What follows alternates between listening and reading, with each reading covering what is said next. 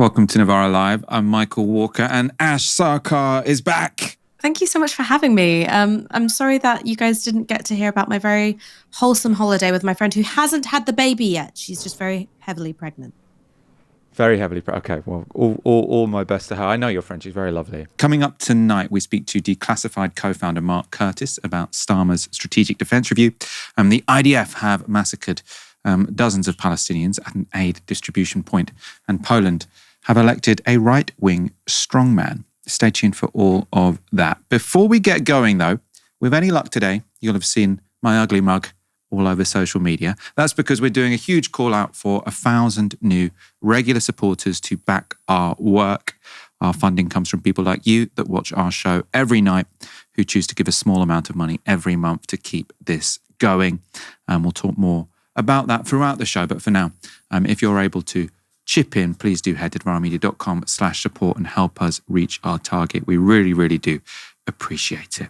Keir Starmer launched the government strategic defence review at BAE Systems Shipyard at Govan in Glasgow. So not particularly subtle who this was for. In that speech, he promised billions of pounds to the arms industry to bring, as he said, peace through strength. We are moving to warfighting readiness as the central purpose of our armed forces. When we are being directly threatened by states with advanced military forces, the most effective way to deter them is to be ready. And frankly, to show them that we're ready, to deliver peace through strength. Keir Starmer also promised a form of military Keynesianism, where economic renewal would be driven by rearmament. A defence dividend for the British people, using this moment to drive jobs and investment throughout the country, like here in Govan, providing local opportunities, skilled work, community pride, ensuring that everyone across the United Kingdom has a role to play in this effort, yes, but also that everyone has a stake in its success. There's a story in The Guardian today that there's a row within the government because their house building target to have 1.5 million homes built during this parliament is way off track. So if they leave it to private builders, I think only 1 million are going to get built. So there's a debate about whether they should build more affordable housing with state investment. The argument from Rachel Reeves, apparently, according to the insider briefings, is that we can't afford to do this. Whereas when it comes to the military, Starmer's saying we shouldn't see this as a cost. We should see this as an investment because it will employ lots of people. Why would hazard that building houses is more labour intensive than building nuclear weapons, right? Which is very capital intensive. So if what you want to do is skill up a generation of young British people, I would say teaching people how to build homes so that we actually have somewhere to live should probably be a priority over, defending us from Russian invasion. Is that happening anytime soon? I'm not sure this all adds up. To me, though, this was the most striking part of Starmer's speech. We will innovate and accelerate innovation at a wartime pace, so we can meet the threats of today and of tomorrow as the fastest innovator in NATO. Now, this doesn't mean replacing people or hardware. Quite the opposite. It means learning the lessons of Ukraine, which I've discussed many times with President Zelensky, to ensure that every capability we have works seamlessly together. Drones, destroyers, AI, aircraft, each different branch of our armed services fully integrated to create an army which is 10 times more lethal by 2035. It's that final line that really stood out to me. I was like, when I first heard it, I was like, what? Like, what does it mean for our military to be 10 times more lethal by 2035? Like, is that measured in how many people it kills, how many people it theoretically can kill? We've got nuclear weapons, so we can already kill millions and millions of people. We want it to be billions of people. It's just really, really odd. Keir Starmer likes to put kind of arbitrary random numbers on things, which often seems a bit odd. He said he wanted to halve violence against women and girls. Obviously a good ambition, but what does that mean? It's like if it doesn't have a 10x next to it or a divide by 2 next to it, it's not a real policy. But 10 times more lethal by 2035. You can imagine as well, because presumably this is for a domestic audience, but the rest of the world can see this. What would we be saying if Vladimir Putin sort of delivered a speech to the Russian people where he was saying, we're going to make our army 10 times more lethal? Everyone would be saying this is a terrible authoritarian, a warmonger, who's just using the crudest methods possible to get the support of his population. If we had clips of Xi Jinping saying he wanted the Chinese army to be 10 times more lethal, we'd say, why is he saying this? He's clearly trying to provoke people. It's a very provocative thing to say, that you want an army that's 10 times more lethal. But this is somehow, I mean, people are still talking to Starmer as if he's a moderate. The only questions he really got from the press wasn't, why do we, is this a real threat you're talking about? Obviously, the war in Ukraine is bad, but Russia isn't going to invade us. Why couldn't we have reoriented the economy towards climate or towards housing, something which is an immediate threat to the people of Britain? No, the only questions he got were, well, how long is it going to take to get to 3% instead of 2.5%? Some more details about what he said. So Starmer's speech was given to launch a review by Lord Robertson, a former head of NATO. It was commissioned by Labour soon after they won power last summer. The review includes, as I said, plans to increase military spending to 3% of GDP by 2034. And based on its recommendations, the government has commissioned 12 new attack submarines, which will be nuclear-powered but conventionally armed, so not with nuclear warheads on them. They've also committed to building a minimum of 6 new munitions factories and upgrading Britain's nuclear weapons. So we will get more nuclear weapons, even if they won't be on those 12 attack submarines. However, the rapid development of new forms of high-tech but low-cost weaponry elsewhere means ploughing billions into submarines and the like could pose risks, even if you take Keir Starmer's claims about security seriously. And Starmer's announcement came just a day after, or a weekend, and when Ukraine proved just how much damage can be done with just a few inexpensive drones. Far from Ukraine's borders, an attack of astonishing audacity. Russian strategic bombers picked off one by one by a fleet of drones.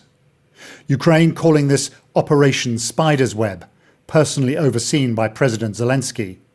One of Kiev's boldest attacks so far, a reminder, despite Russia's overwhelming strength in numbers, that Ukraine is a resourceful, determined enemy. Sources say this took a year and a half to prepare. Dozens of drones smuggled into Russia, stored on wooden pallets, loaded onto trucks, driven to distant air bases and launched remotely. Swarms of drones picked up on social media from Siberia to the Arctic Circle. At a petrol station north of Irkutsk, a glimpse of the operation in progress. With smoke already rising behind, a drone emerges from the truck and heads off to join the attack. Moments later, another, and gunfire as police officers try to bring it down. Ukraine claims to have done a staggering $7 billion worth of damage and knocked out a third of the planes Russia uses to deliver cruise missiles. I mean, how much this is changing warfare and how unprepared sort of the major powers are to drone warfare, I think was just made so visually clear in a police officer shooting a gun into the air, trying to desperately hit a drone. Right? That's if I'm always worrying about AI apocalypse scenarios at the moment, and one of them is that we make an autonomous fleet of drones, and then it sort of goes haywire. And the idea that sort of we're all just left shooting guns into the sky, trying to hit drones out. And obviously, there's a diplomatic and a sort of military context here in terms of the Ukraine-Russia war, concerns that sort of attacks deep inside Russia could sort of re-raise the nuclear question. At the same time, as I always say, Ukraine does have a right to defend itself. I suppose in this instance, in the context of Starmer's speech, I'm especially interested in what this means for the future of warfare. I'm not sure that that's being dealt with seriously in this sort of pitch from Keir Starmer that the Cold War's back. We need more nuclear submarines because bad, scary Russia. But does a supposedly more dangerous world mean Starmer is, to some degree, correct to boost the UK's defence spending? And are we spending taxpayers' money on investments that actually keep us safe? Well, earlier today, I caught up with Mark Curtis, Editor-in-Chief for Declassified UK, and I asked him for his view on Britain's Strategic Defence Review. Well, I think it's really concerning. I mean, if Keir Starmer is talking about placing Britain on a war-fighting footing, which is basically what he said, I think that raises a whole load of concerns about what this government is actually planning to do, because over the last few months, there's been all sorts of mentions by Britain's military figures or intimations that they're preparing for a war with Russia. So what are we meant to conclude now that Keir Starmer is talking openly about war fighting? I mean, my view is that from what we do know about this so-called strategic defence review is that it's certainly not strategic. It's actually not about defence. It's not even a review, because it's not strategic, because it's not actually about the public security needs of the UK. It's about the geopolitical strategy of the British elite. It's not about defence. It's about offence. It seems to be about spending more money on more offensive military equipment to fight more wars. And it's certainly not a review, because the government announced many months ago that certain things were completely off the agenda anyway of the so-called review. There wasn't going to be a review of Britain's policy in NATO, or a review of nuclear weapons, or a review of any really of the core focuses of Britain's military policy. So I'm concerned, very concerned about it. I think we could be entering a dangerous new era, frankly. I mean, I completely take your point when you say sort of, why the hell is he talking about being on a war footing as if we're about to go to war, when that seems very much avoidable. It seems as if, to get into a war, we'd have to try quite hard to provoke it. I suppose, though, the argument about increasing spending on the military, there is sort of a surface logic to it, because the argument being made is when the Cold War ended, there was a peace dividend. There wasn't really any sort of strategic rivals to the UK and their allies. There is now, of course, a war in Europe that many people didn't see coming. And you do have sort of more rising powers, and sort of the world seems a bit more divided than it once did. Is there not an argument that it does make sense that you would have to spend more on your military in the 2020s than you did in the 2000s, for example? It's important to make the distinction between what would constitute an actual defence policy and what we currently have. I mean, what we currently have is a huge array of military spending that is actually about fighting wars. £6 billion has gone on these 2 new aircraft carriers described as vulnerable metal cans by a former head of the UK military. We're spending billions on a new generation of attack warplanes. There's £200 million up to being spent on the Trident nuclear weapons system over the next 30 years. These don't provide security. This is about the British elite's promotion of its own agenda in the world, which is actually they're very comfortable with fighting wars. We have to remember that this is the foremost warmongering state in the world over the last 200 years. We've invaded more countries than anyone else. And even since 1945, I mean, I did a piece of research for Declassified a few months ago showing that Britain has intervened on 80 occasions since 1945 in dozens of countries.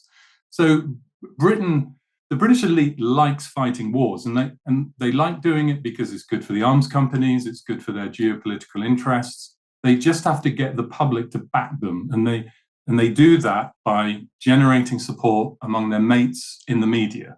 And that happens all the time, and it's happening now. If you look at the way that the media are writing up this strategic defence review, they're just writing up MOD press releases from what I've seen so far.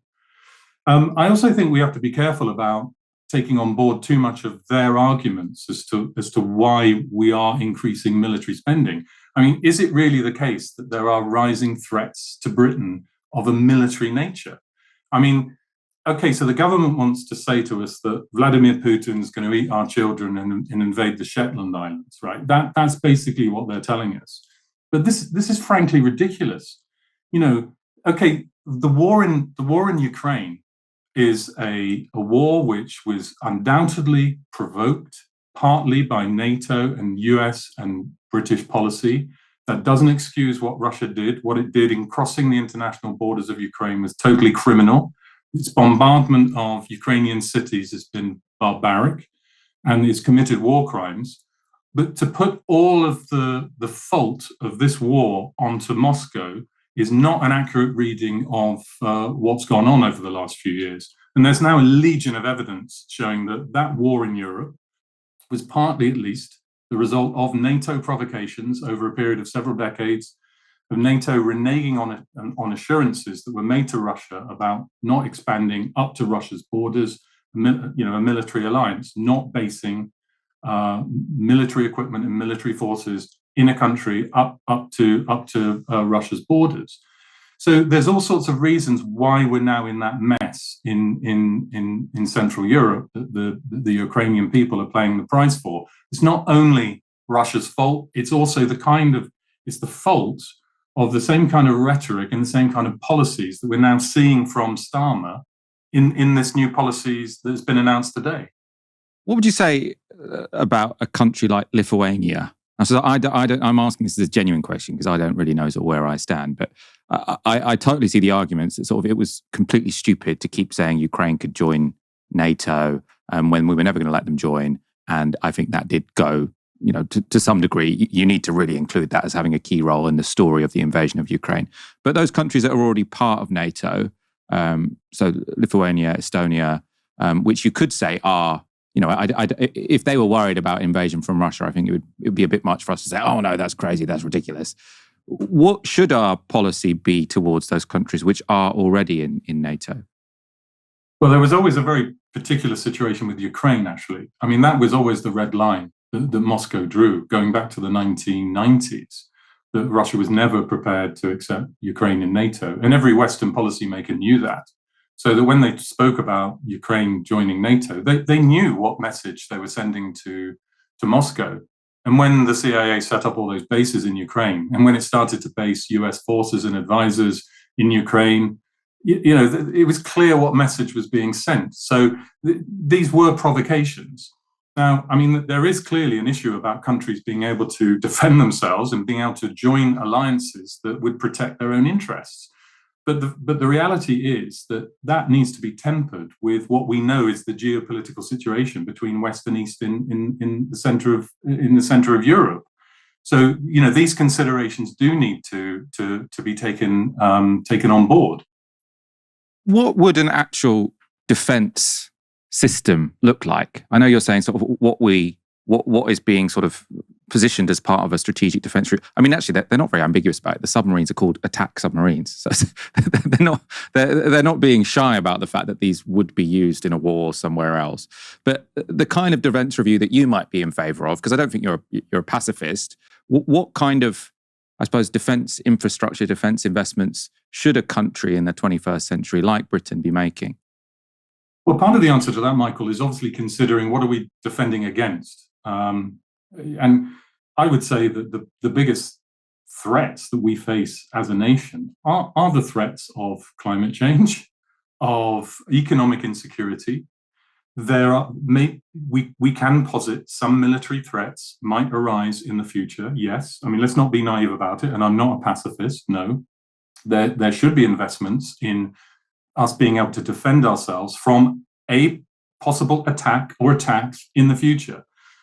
They can be cyber attacks. It might involve military force at some time in the future. So the country does need proper defensive equipment, and it needs a proper defense strategy. But that clearly needs spending on properly defensive equipment, where we're actually defending ourselves from those possible attacks. How is that consistent with what many of the items of military expenditure that are currently now in the frame? I mentioned the aircraft carriers, I mentioned the attack warplane. There were stories a few weeks ago raising the issue that the country doesn't actually possess sufficient air defense missiles, for example, to defend the country from a possible attack. So why don't we have those when we have lots of forward power projection? We've got lots of military bases in the Middle East for so-called protecting shipping, which is really promoting foreign policy interests and military interests and dictatorships in the Middle East. So we've got plenty of money for that, but we don't have enough money to actually defend the territory of the United Kingdom. So I actually think that we need to start off with a proper, all-ranging, wide debate about what kind of defense strategy the country needs. That's not what has happened in this case. The MOD and a few of its mates have got together and they've stitched up another kind of nice little bung for the arms industry, because they're the ones who are really going to benefit from this military spending. Most of these increases in military spending will go to your BAE Systems and your Thaleses and your Leonardos and your Babcocks and all those arms firms that MOD officials and ministers, military officials join after they leave office. And the revolving door of personnel between the system is a part of this as well. And can I say one other thing? Keir Starmer is justifying all this increase in military spending by saying it's good for the economy. It's good for jobs and it's good for boosting economic growth. And I think this is one of the giant myths underlying the whole agenda. Military spending is one of the worst ways of promoting economic growth. There's been various studies done over the years showing that investments in health, investments in other sectors are much better at stimulating economic growth and promoting jobs. The military-industrial sector in this country only employs about 1%, or I think it's less than 1% of the workforce. So an economic growth strategy based on supporting arms companies is really going to have very, very limited impact. And you can create jobs by making investments in many other sectors than the military. So this is a bit of a cover, I think. It's good for the economy. That's a bit of a cover. If Labour really believes that, then I actually feel sorry for them, because they obviously haven't been speaking to the right people. But I suspect it's really because the people that they really want to benefit are their friends in the arms companies. And they want to show off their military might to the US as well. That's always a key factor in British military spending. The UK has to demonstrate to the US that it's capable of intervening right the way around the world. Those are the sorts of real considerations. And I think what's been forgotten in this is the actual security needs of the British public. Everything you're saying, I think, just points out how facile I think the media discussion has been about this, because Labour have been under pressure after announcing this strategic defence review. But the only question I've heard them put to them is all the political journalists saying, you've said you'll update our spending to 3% of GDP, but what's the date? When will you do that? They've announced this strategic defence review, more spending, and the media in unison has basically said, shouldn't you be spending more? I think the Lib Dems and the Tories have echoed that as well. I want to move on to, well, actually, it's not unrelated, it's very much related, but the event over the weekend of the Ukrainians taking out a number of Russian aircraft with various fleets of drones. And I suppose what that means for the Ukraine war, what that means for potential, I suppose, escalation from the Russian side, but then also what this type of new technology means for the future of warfare. My understanding is these were relatively cheap drones. They were controlled by sort of first-person viewing handlers, so a bit like someone playing a computer game but controlling the drones. My big concern is if we end up having AI-enabled drones, which are just programmed to pick their target and do it of their own accord. I suppose I'm throwing in many issues here, but they can be grouped into what does this mean for the Ukraine war, and what are your thoughts and concerns about the future of high-tech, low-cost military equipment? Yeah, I think the biggest problem with drones is the fact that they make war more likely and more easy. If you can send, like you say, handheld computer-operated drones across a border and promote havoc and bomb somewhere, that's just so easy. That's completely different than the warfare that we currently understand it, and it's more likely to be the first resort as well of a nation state rather than the last resort if it's so easy. This is the biggest problem, I think, with drones, as I understand them, and I defer a lot to the work that Drone Wars, the NGO, has done on this, which is doing really excellent analysis of the dangers of this new sort of generation of drone technology. It is particularly concerning in Ukraine with regard to British policy, because I think Britain is actually the largest supplier of military drones to Ukraine. It's certainly sold hundreds of millions of pounds worth of drones, literally hundreds of millions, in the last few years to Ukraine.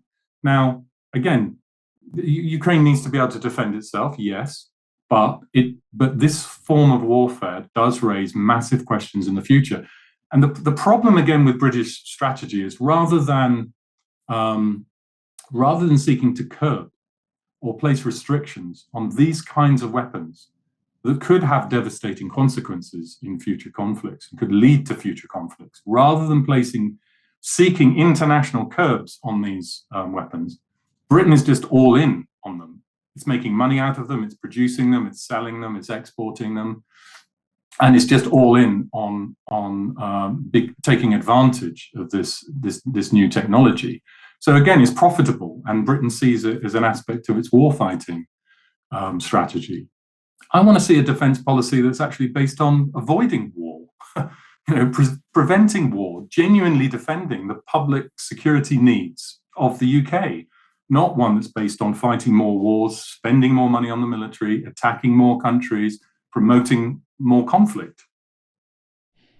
That was Mark Curtis from Declassified speaking to me earlier today. And I suppose just to emphasize, I really do think that this is one of the issues where the mainstream media is terrible. At times, I think it can be too lazy to sort of say, oh, the mainstream media, they're terrible, they cover everything appallingly. But when it comes to the military and military strategy, I don't know if it's because they send the political editors or what, but the only thing I've seen Keir Starmer ask today is, you've said you want to get to 3% of GDP, but you haven't said exactly how and when. So it's all the journalists in the asking the questions, in the scrum, I suppose it's called. They've all decided, oh, what's the one thing we can sort of find a problem with here? And the easiest one is to say, well, he said it's going to cost money, but how's he going to pay for it? Or should it be even higher? None of them have said, can you actually spell out what the threat is to British people? Now, clearly there's a war in Ukraine, right? That Britain didn't start that. Yes, sort of telling Ukraine that they could join NATO, and then not getting round to it. It was a terrible piece of foreign policy. I don't think we're innocent when it comes to how that war started, but I also don't think it's problematic that we're supporting Ukraine in that war because they were invaded by their neighbor. But this is being pitched by Keir Starmer as a national priority for us because we're all at risk, and therefore we need to massively spend a lot of our taxpayer money and devote a lot of our energies. He's saying this should be sort of something that the whole country buys into, to building 12 attack submarines. And none of those journalists asked, well, what are these submarines going to be used? How should a person feel safer, living in Manchester, in Edinburgh, in Barrow, because we've got all these military submarines? Like, no one asks that question. No one also asks, what would you say if Vladimir Putin was saying he wanted his military to be 10 times more lethal than it currently is, right? How do you think the rest of the world hears what you're saying? Doesn't this sound aggressive? Aren't you playing into rising tensions? You sort of say, oh, we live in a more dangerous world, that's why we have to spend so much more money on the military. Well, maybe this kind of speech is making the world a bit more dangerous, right? That is the kind of stuff you have not heard on any single mainstream media outlet today. And I do think that is a failure. I think that interview we did with Mark Curtis was really, really valuable. I have to say, don't want to blow our own trumpet, but I think that was a more useful, more interesting interview than I've seen on any of the other channels today, right? So if you do want to support a media which does ask, I think, the important questions that everyone else is ignoring, then you know what to do. You can support Novara Media at novaramedia.com/support. We've launched our campaign today to get 1,000 new regular supporters. Really, really important. We hit that target for the sustainability and growth of the organisation. And this is the video explaining why. Starmer's fumbled the two-party duopoly, a loveless Labour majority after 14 years of brutal austerity, entering government with nothing to offer but more of the same. Nigel Farage couldn't have designed it better himself. Billionaire-funded media outlets will churn out low-information slop to keep us distracted with petty culture wars. That's why we need a new media for a different politics. By reporting on the long-term challenges that face society, and giving a voice to the ideas that are allegedly too radical for the billionaire-owned media, Novara Media exists to cut through the bullshit and report on what it actually takes to build a society that works for everyone. We have huge ambitions to scale up our production before the year is done, but we can't do it alone. We need 1,000 new regular supporters to help expand our reach and get our truthful, independent journalism to more people than ever before. Our supporter-funded model continues to defy expectations and buck industry trends. But funding a media outlet is no small thing. We need you to help us take on the vested interests that have corrupted so much of mainstream media. Because if we want to change things, we can't just follow individuals. We must build institutions together. Become a regular supporter by visiting novaramedia.com/support. Are you with us?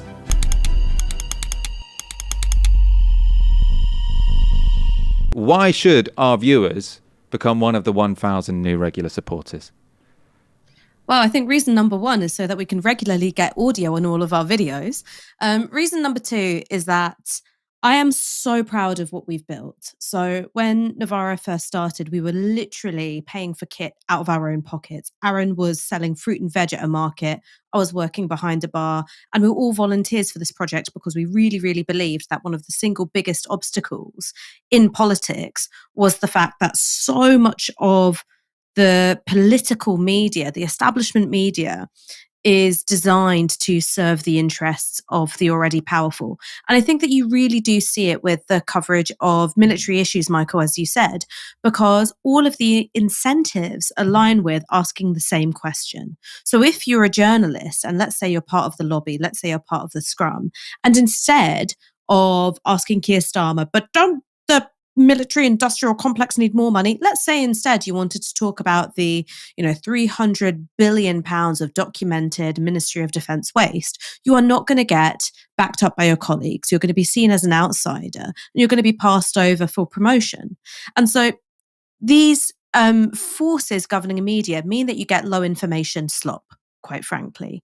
And we're trying to do something different, not just politically, not just offering a different kind of analysis and different points of view, but to also, I think, give our audience the tools to come to their own conclusions as well. And that's the thing that I'm proudest of, is that we don't just offer opinions, although we've got them. We give you the facts, and we give you the research, and we give you information-rich content so that you can come up with your own analysis too. 76% of our entire funding comes directly from our audience. The rest of it comes from a combination of our share of YouTube ad revenue, super chats, and what we get from things like merch and ticket sales for events. We have a very, very small amount of grant-based funding as well. I don't think we've had any in the last financial year, but maybe someone else can correct me on that. And the fact that we have this supporter model of funding, no sponsored content, no billionaire owners, no paywalls. It means that we can be editorially and politically independent.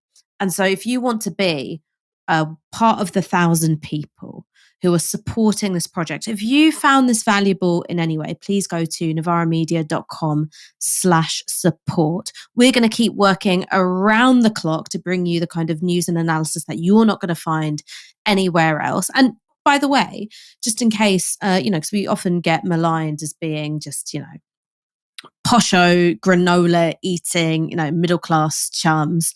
Our average donation is £8. And I'm so proud of that. There are people who are on universal credit, people who are on minimum wage, who believe in us enough to give us a tiny, tiny sliver of their income. And I think all of us take that responsibility to serve our audience really, really seriously. So chuck us £8. You probably won't regret it. Very well put. Tad Cantwell with the super chat. IMO, the collapse of the post-World War II rules-based order is causing war to be more likely, not drones. Also, he's saying that they change how war is conducted, like the metal battleships replace the wooden fleet. So he's saying, I'm potentially overstating the extent to which drones are going to change the nature of warfare. He's saying that we're more at risk because of the collapse of the post-World War II rules-based order. I'm a bit of not a technological determinist, but I do put a lot of weight on sort of the leading forms of technology for how sort of society, interstate conflict plays out. And I do think drones could be completely huge in terms of lowering the cost of warfare. And not just the cost, not just the financial cost, but also the cost in terms of often the reason why wars end is because a country which is dominant but struggling to win can't gain social legitimacy for sending more people to their deaths. So if wars become a fight between drone swarms, then you can see how that would play out, or how that would sort of make change the incentive structures, let's say. We've also had a tenner each from Bazcams and Slayer Eddie. Thank you so much for that. As I say, though, our ad revenue, our super chats, Google takes a massive chunk. So while we are very appreciative of them, we really do encourage you, if you want to support Novara Media, to go to novaramedia.com/support. For almost 3 months, Palestinians in Gaza have been under an almost total blockade of food, medical supplies and shelter imposed by Israel's government. Palestinians are starving and, as you can imagine, are prepared to take big risks to feed themselves and their kids. Now, one of those risks includes going to any of the limited number of aid distribution centres set up by Israel with the aid of shady US mercenary group Gaza Humanitarian Foundation. And on Sunday, as many as 31 Palestinians were killed after Israeli forces opened fire on crowds approaching one of those aid distribution points in Rafah. A further 200 people were injured, according to some reports. Sunday's massacre follows an attack on the hungry crowds of the Palestinians at the Gaza Humanitarian Foundation distribution centre last week, after tens of thousands of Palestinians tried to get food from the site, and the Israeli military opened fire, causing a stampede. 11 people were reported killed, with most injuries being caused by gunfire, according to volunteer medics. Now, Israel, as you can imagine, has denied the military was involved in any fire on Sunday. The IDF posted this video, allegedly a drone shot of the crowds at the distribution centre. They say it shows gunmen firing shots and throwing stones to prevent civilians from getting aid, but the footage remains unverified. And the so-called evidence was almost immediately debunked by someone who really knows how the IDF works. So the Times of Israel's military correspondent, Emmanuel Fabian, posted this. The IDF publishes a drone video it says shows Palestinian gunmen and other masked Palestinians opening fire and throwing stones at Gazans heading to collect humanitarian aid. They say the IDF does not explicitly say the armed Hamas members, but then this is the key bit. The video is unrelated to the deadly incident near an aid distribution site in Rafah earlier this morning, in which 31 Palestinians were killed. So he's saying this video, which the IDF is saying shows that they didn't commit this massacre at the aid distribution centre. The military correspondent for the Times of Israel, this is not a pro-Palestine activist, saying that this video shows no such thing. Gaza Humanitarian Foundation also had a go at refuting this claim that the Israelis carried out a massacre at an aid site. So what was their evidence? Well, they distributed 3 short clips, totaling just over a minute in length, from a camera at the Rafah site, which they say refutes any claims of shootings. So they say this minute of evidence shows that the Israelis didn't shoot anyone. Obviously, that's only a minute of a day. You can make what you want of that evidence. I'm personally going to go with the volunteer doctors in Gaza who tell a very different story. This was plastic surgeon Victoria Rose giving a statement after the events. We know that a lot of the injured have been taken to the local field hospitals of ICRC and MSF. What we do know is that 28 people have been brought here to Nasser dead. We have 5 patients currently who are brain dead, and we have over 200 patients here in the emergency department. She also uploaded this video diary to Sky News from inside the hospital in the immediate aftermath of the shooting. I'm in the emergency department at the Nasser complex. We've had a shooting at the GHF aid distribution centre near Rafah. A lot of the injured people were taken to the local field hospitals, we think to ICRC, but we have had an extortionate amount of people come through the door.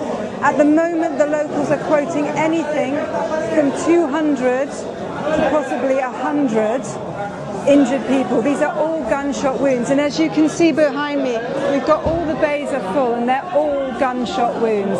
It's absolute carnage here, and there are even more people in the main emergency department.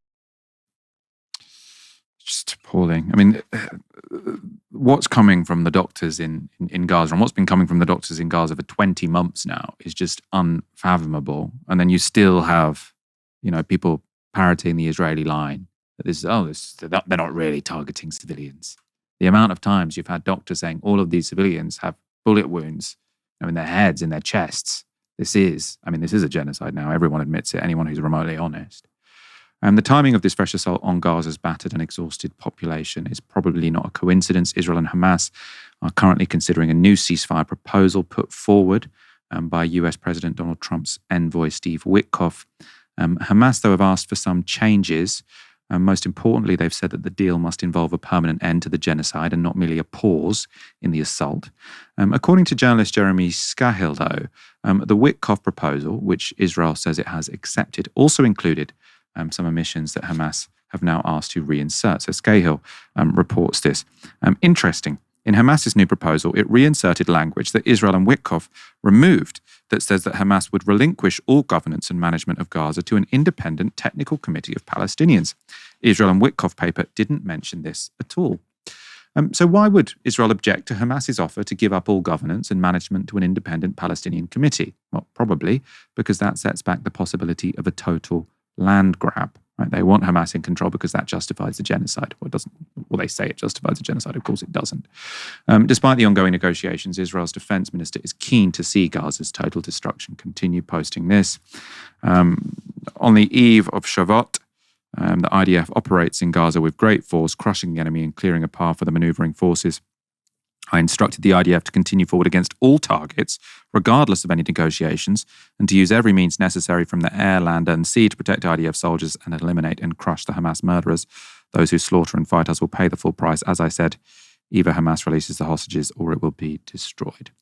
So if you don't know, Shavuot is the Jewish holiday celebrating the harvest season in Israel. So politicians use these holidays as a chance to tweet out how excited they are, I suppose, to use maximum force against the people of Gaza.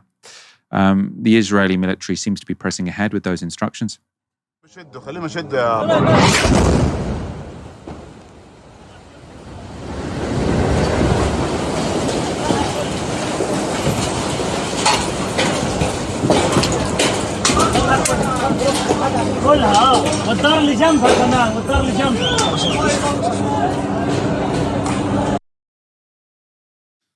That was just one of the many Israeli missiles, tank fire, and naval ordinances that struck Gaza this weekend. 51 Palestinians have been killed across Gaza in the last 24 hours, with over 500 injured. Ash, what can you say at this point? I think the thing to point out is that Israel has weaponized aid in a threefold manner. So the first and most obvious way in which Israel has weaponized humanitarian aid is through starvation. We've all seen those awful pictures now of children who are stick thin. There was a particular video which I think came out last week of an older gentleman crying because he wanted bread, crying like a child. And I think there is something about that. Not a child crying, but an old man who's lived his life and who should be living these years in comfort and dignity, reduced to tears for want of bread. There's something about that which is particularly affecting. Humanitarian aid agencies, international agencies, doctors have said that the entirety of Gaza is at risk of famine. That is, of course, a very powerful and impactful way in which Israel has weaponized aid by restricting the access of aid to the Gaza Strip. The second way in which Israel has weaponized aid is to use highly limited distribution of aid to achieve its goals of population transfer and population concentration. So one of the things that the Netanyahu government has said is that aid distribution will be conditional on Gazans promising not to return to areas that they had been ordered to leave by the IDF. So what that does, and we've talked about this many times on this show, is that it achieves an effect which is similar to the ethnic cleansing and genocide of the Native Americans in continental North America. So you squeeze a population that you're looking to eradicate into smaller and smaller spaces. Another consequence of that is, of course, you make the chances of the outbreak of disease, public disorder, chaos, all the more likely because you're forcing people into these tighter and tighter concentrations of people. The third thing is that when you have starved a population, you have bombarded a population, these people are traumatized, they are hungry, they do not know when the next available aid might come, is that it makes the possibility of violence and disorder and chaos all the more likely. And that, of course, provides a pretext to gun them down, to mow them down. You can also stimulate that kind of chaotic scene by, of course, just opening fire as well. And that's also something that we've seen Israel do throughout the course of this genocidal war. And perhaps the most notorious, egregious example of that is now come to be known as the Flower Day Massacre, where Palestinians reported being subject to bullet fire and seeing people crushed to death, mown down, obliterated by vehicles. The way in which this has been discussed by Labour politicians, I mean, Hamish Falconer put out a tweet saying, these awful scenes demonstrate how important it is for there to be widened accessibility of aid, something like that, in paraphrasing. No, the scenes that we've seen of Israel opening fire on Palestinian civilians and causing chaos is a reason why we should impose sanctions, is a reason why we should, at a minimum, stop all trade negotiations and stop all arms trading with them, and why we should live up to our commitments under the Genocide Convention. There is something that especially disgusts me about the way in which Labour politicians talk about Israel, which is, they want to be seen as, concerned human beings, but there is a constant project of minimization. In a strange way, I have more respect for people who are just like, fuck it. The goal of the Israeli state is to expel and exclude the Palestinians by any means necessary, because at least there is an honesty to that. There is a profound and deep dishonesty to the way in which Labour politicians talk about the way in which aid has been weaponized by Israel.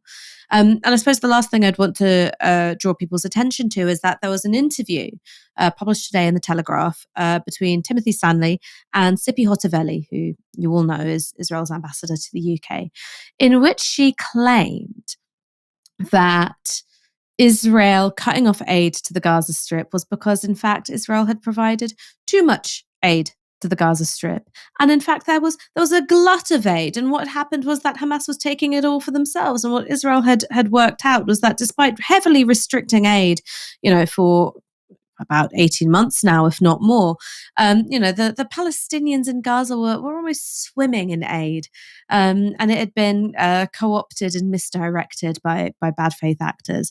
And hilariously, Tim Stanley, in his introduction to the article, said, she seemed shy, almost anxious. She was quite a nervous and unassuming presence. Which is an awful lot of words to say, prolific liar, but there you go. I suppose that's why he's got a job at the Telegraph and why I don't. I'm sure that's not the only reason, Ash. Poland has elected a new president. Karol Nawrocki, a right-wing independent supported by both Poland's Populist Law and Justice Party as well as US President Donald Trump, narrowly won the second round of the country's presidential elections yesterday. A former historian and boxer, he's a social conservative who ran on a ticket opposing welfare cuts by the country's ruling centrist party. They're called Civic Platform. Representing Civic Platform was Warsaw Mayor Rafał Trzaskowski. And as the exit polls emerged, it in fact looked like he, rather than Nawrocki, had won. That led to jubilant celebrations at Trzaskowski's base, though the party atmosphere didn't last long. That's because the final results showed this reversal of fortune. So you can see Nawrocki took just under 51% of the vote, with Trzaskowski trailing at just over 49%. So that's about as close as elections ever get. These were second-round elections. So the first round was held 2 weeks ago, involved a much larger slate of candidates, as you can imagine.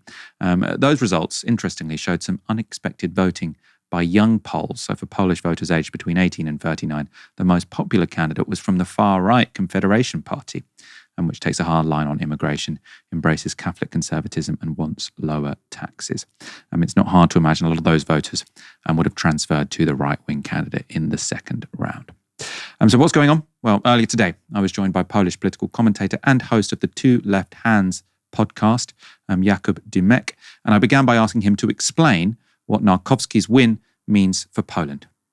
I think it's fair to say that Karol Nawrocki was an alt-right candidate, a politician in the mold of J.D. Vance, poor background, football hooligan, started from the bottom.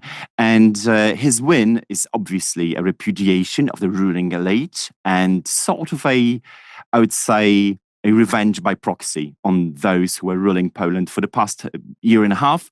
But in a larger, broader picture, I think what's going to happen now is a stalemate between a presidential palace and the ruling coalition, who's going to veto their agenda and probably even election before 2027, where they were scheduled to happen. I think a couple of difficult months ahead of the ruling coalition, which wasn't too eager to implement their agenda so far. And it's going to be even harder for them now on. Going into the future, it's going to mean some degree of stalemate. I suppose you said there that this, in a way, this vote was two fingers to the political establishment. And I suppose I'm always curious when it comes to Poland, because it does seem like, a population that, has a lot of discontent within it. When that happens in, say, the UK or many other countries, you say, oh, this is just a result of economic stagnation. And of course, people are feeling sort of rebellious. Poland, actually, it's kind of the economic success story of Europe. You've got 3% growth this year. I think the economy has increased by more than doubled since the country joined the European Union in 2004. Why is there so much anger in society when, from a certain perspective, things in Poland seem to be going quite well? This is a great question because looking at this election from a strictly materialist perspective, it's really hard to guess why the vote went the way it went.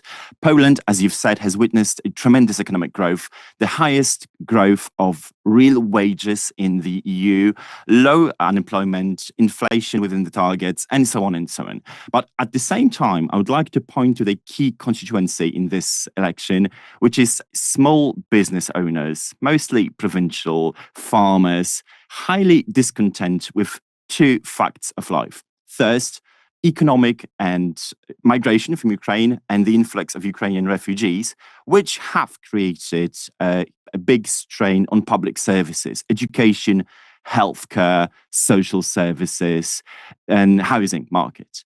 And although this strain wasn't enormous, it was big enough to create a certain levels of resentment in Poland that we've witnessed in this election, both rounds, both the first round and the second round. Second fact is that this specific group of people, that small business owners, have perceived their contributions to the healthcare system as too big for the budgets. So despite the wage growth, despite the good economic performance overall, there is a certain group of people who don't like the way the country is going, especially in regarding where the taxes are going. This fuels what we can say now was an alt-right election where, despite huge economic advances for the majority of the population, there was a big and vocal group that wanted to disintegrate from the EU programs like the Green New Deal, the Migration Pact, the Free Trade Pacts that we're witnessing, and at the same time veto the influx of Ukrainian refugees and put a halt to the expansion of the welfare system towards others, as, for example, the refugees. The politics of Ukrainian migration in Poland is also very interesting because it's often the case that, sort of concern about migration comes with all these cultural questions about religion, or people say this is a conflict on the other side of the world. It's got nothing to do with us. Why do we have to support these refugees? That's sort of the discourse you'll often hear when it comes to people from Syria. I mean, with Ukrainians, it's right next door, very culturally similar. Sort of, I think at the start of the Ukraine war, sort of all the discourse was saying, Polish people are welcoming these people with open arms. Poland, one of Ukraine's strongest allies. I suppose, how has the backlash against that, I suppose, developed? Are people sort of openly saying that Ukrainian refugees should just go home? What are the arguments being made? There was a study recently that showed that for the first time since the 2022 invasion of Ukraine, there is a majority of Poles who do not want to invite more Ukrainian refugees, and there is a majority against extending social services, free of charge, public services towards these refugees. And this is because I think that Ukrainian victory has been heavily propagandized throughout the first years of the war.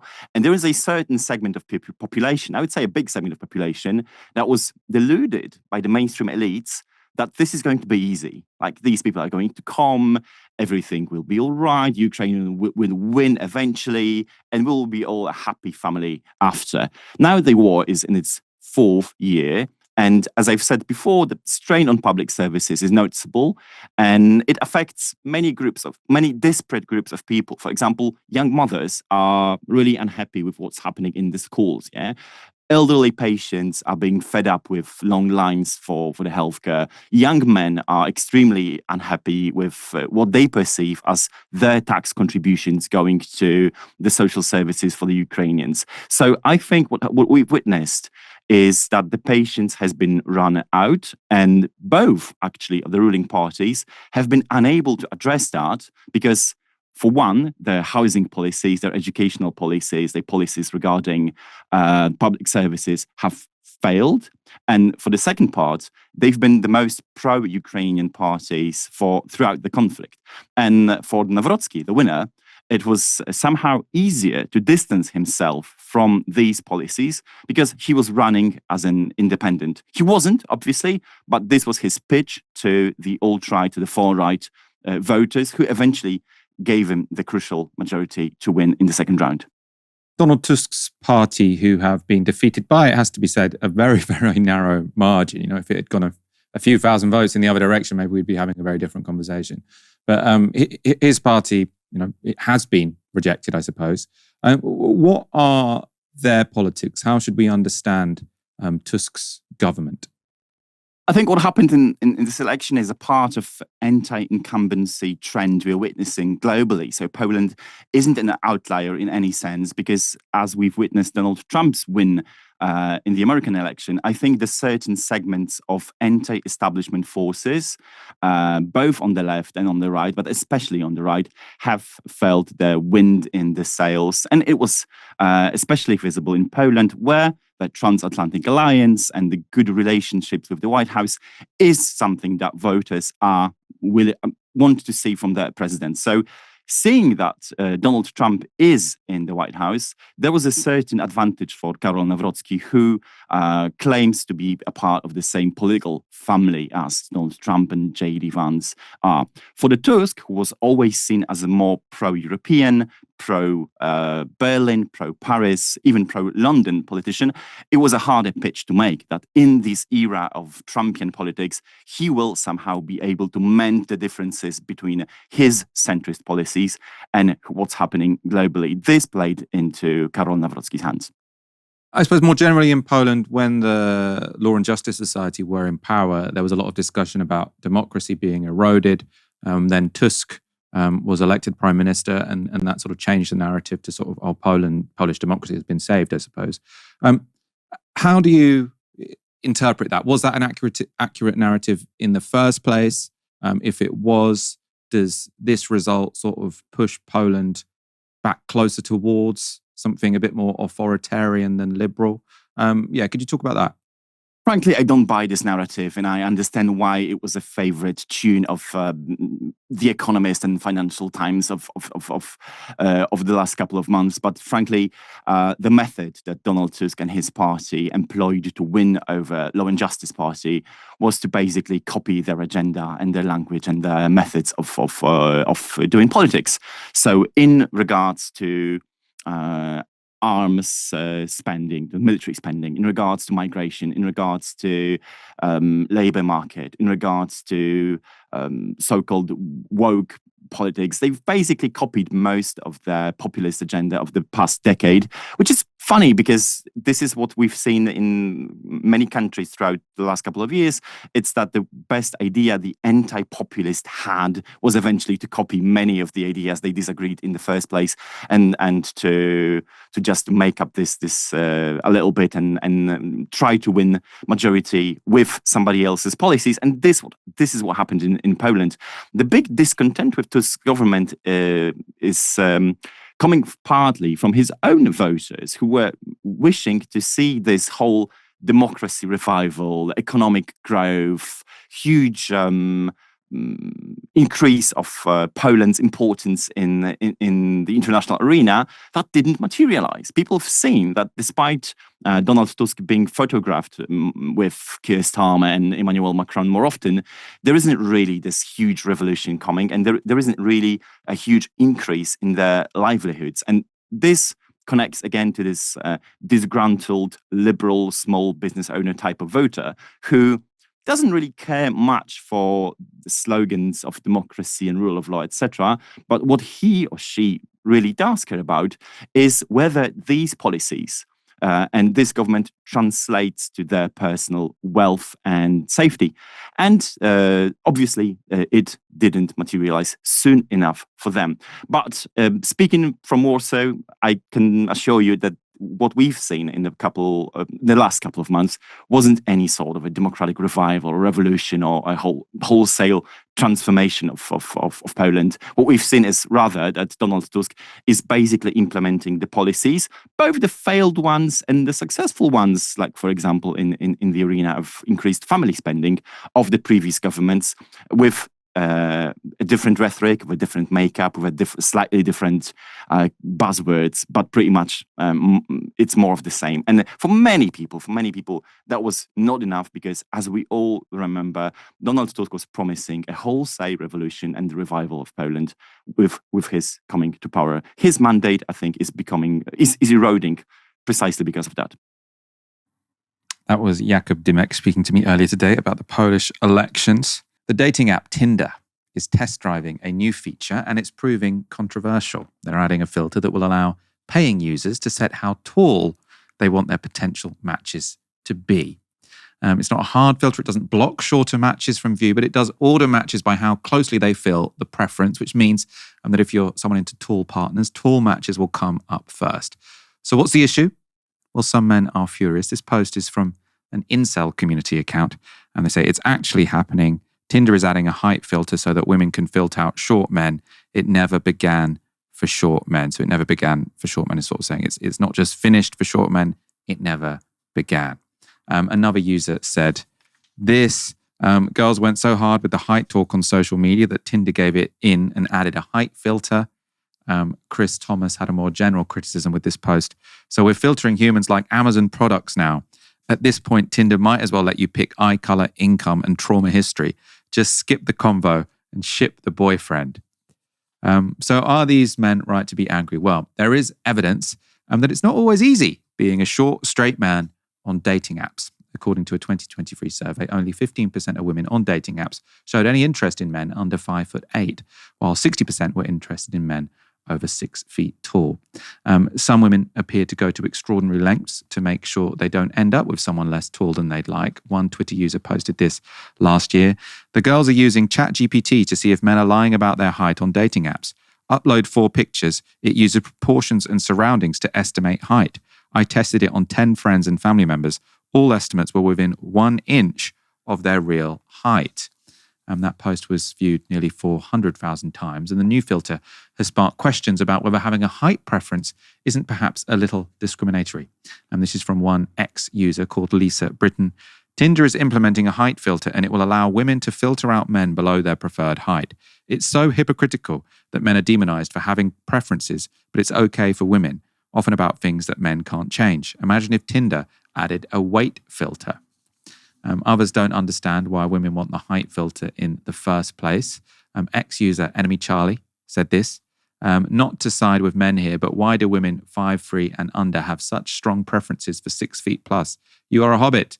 5'8" is tall enough. You can't even tell when your 5'8" boyfriend is lying about being 6 foot because you're so short. Others responded to the filter with a little more positivity, like Madeline, who posted this. As the resident tall girl engaged to a shorter man, the Tinder height thing is a nothing problem. It doesn't matter. You will find who you are meant to be with regardless of the dang filters. Love triumphs over dang filters. And they're a gorgeous couple with the man much shorter than the lady. Over on TikTok, though, user Jennifer J had a more material analysis of the new filter. Hallelujah, Tinder have finally added a height filter so women can filter out the midgets. It's raining men. In all seriousness though, Tinder have done this because subscriptions are dwindling and they think by adding a height filter in the paid subscription option that more women are going to subscribe. Personally, I think it's fucking tone deaf. The problem with dating apps for women isn't that we can't filter by height, because let's remember, most men lie about their height on dating apps anyway. These men will just be making their height 2 or 3 inches taller when they sign up. The reason women don't want to use dating apps is because the men are disrespectful and meeting men off the internet is unsafe. If you want to start making a dating app that's more appealing to women, how about you bring in ID verification so that men feel less comfortable starting a conversation with you, being lustful, making the chat sexual, basically sexually harassing you, and then verbally abusing you when you reject their advances. So the argument about it being, in the financial interests of the company to do this is interesting. I suppose taking it to its logical conclusion, someone called Ansel Lindner has predicted that then they'll charge men to hide their height from the filter, which I can also absolutely imagine happening. It's worth noting that back in 2019, Tinder originally suggested a height filter as a joke. Posting this, they said height verification is an April Fool's joke. But what's not funny is lying about who you are on Tinder. So stand tall or short, we don't care, and embrace who you are. Tinder did see a sharp fall in paying customers. Earlier this month, Tinder's parent company Match cut 13% of its workforce in response to users moving away from the platform. Although I suppose it could just be replacing some of their workforce with ChatGPT and other AI bots. Ash, you did an interview a while ago, didn't you? William Costello, evolutionary psychologist, about incels. It's actually one of my favorite downstreams. So interesting, especially because there was this really interesting tension between both of you. And I suppose it's not, we can't just say this is just about incels, but sort of lots of the, I suppose, disquiet or discomfort or resentment that men have when it comes to dating in the 21st century is how they feel objectified by apps. And I suppose actually it's not just going to be men, it's going to be women as well. But the apps do tend to make people, I suppose, more superficial, sort of rule people out for reasons that they might not rule them out for if they'd met them in person. Do you think the outrage here was warranted? Well, yes, in a sense. Finding love, trying to meet a partner with whom you can connect, it's one of the most profound, fulfilling, important aspects of our lives. And when that process has become so captured by an extractive and exploitative and immiserating model like, the Match.com, Family, Tinder, Hinge, Bumble, etc., that has really important political consequences. And when it comes to incels in the manosphere, we've seen this massive divergence between young men and young women, where it's almost like they're living in two different social realities. And one of the things that I've noticed is that when you pay attention to what, many manosphere figures are saying about 80% of women are going for 20% of guys, all women care about is height, appearance, money, is that those things aren't true all the time, but they're especially true on the apps.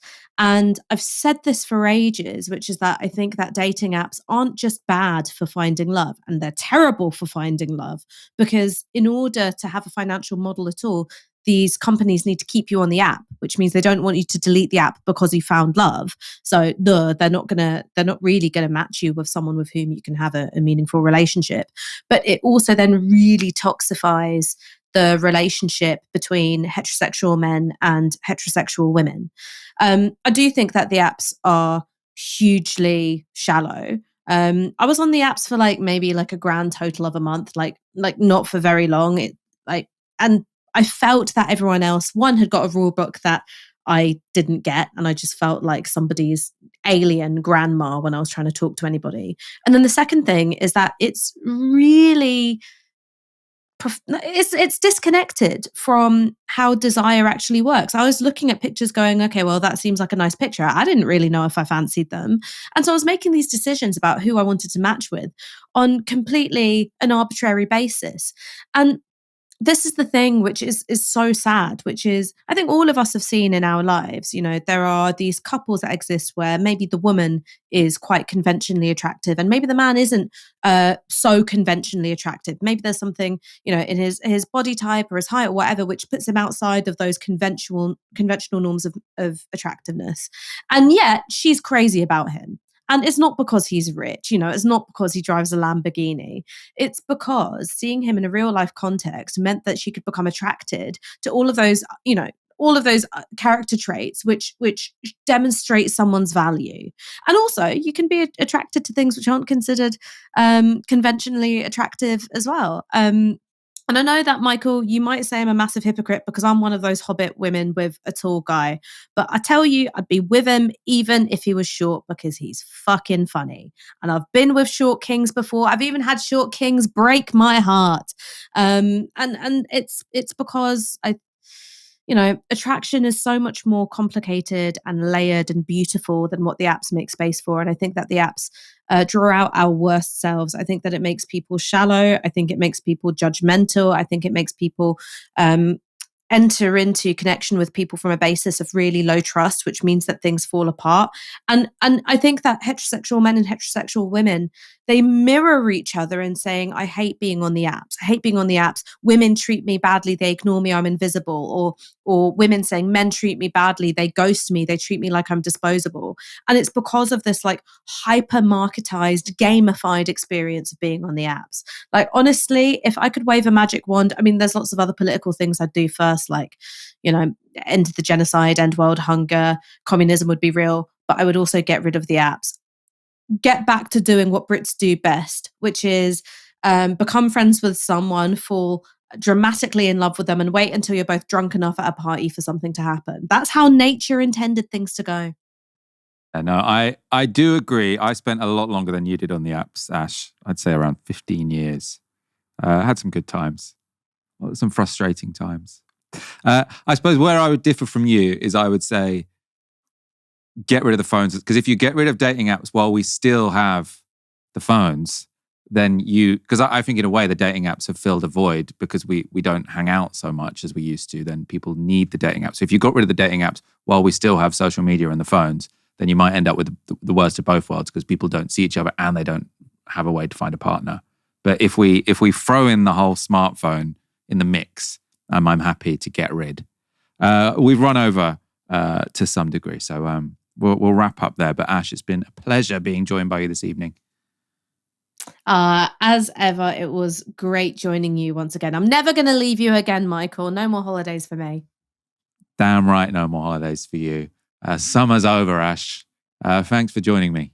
Thank you, everyone, for watching. And come back tomorrow for another live stream from 6 p.m. For now, you've been watching Novara Media. Good night.